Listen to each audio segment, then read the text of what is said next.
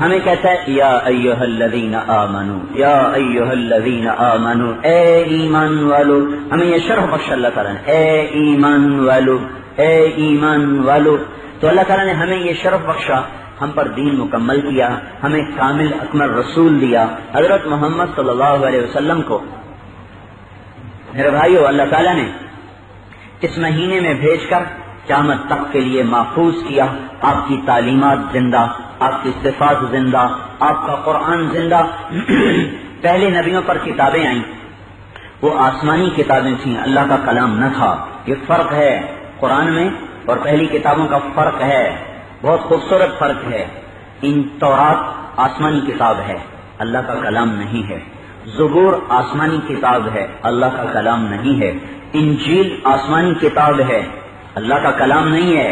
صحیفے 150 چھوٹے پمفلٹ کتابیں، چھوٹی کتابیں، وہ آسمان کی کتابیں ہیں، وہ اللہ کا کلام نہیں ہے.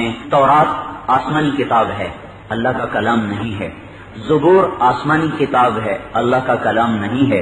انجیل آسمانی کتاب ہے، اللہ کا کلام نہیں ہے. صحیفے 150 چھوٹے پمفلٹ کتابیں، چھوٹی کتابیں، وہ آسمان کی کتابیں ہیں، وہ اللہ کا کلام نہیں ہے. قرآن اللہ کا کلام ہے اور آسمان کی کتاب ہے. نمازیں نہیں ہوئی.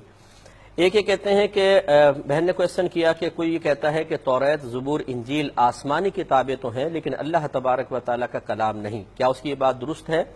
دیکھیں، ایسا شخص دائرہ اسلام سے خارج ہو جائے گا، کیونکہ قرآن عظیم میں صراحتاً اللہ تبارک و تعالیٰ نے توریت، زبور، انجیل کو اپنا کلام قرار دیا ہے. اگر وہ کلام اللہ کا نہیں تھا تو یہ بتائیے آسمانی کتابیں کس نے لکھی تھیں یہ، اور کس کا کلام تھا؟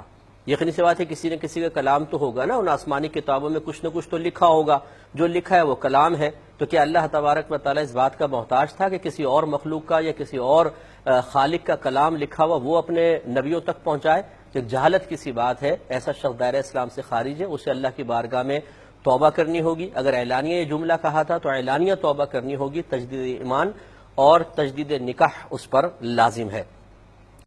جھوٹے لوگوں کو کرے گا بے نقاب،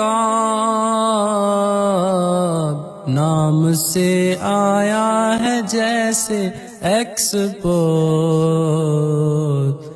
نام سے آیا ہے جیسے ایکسپوز.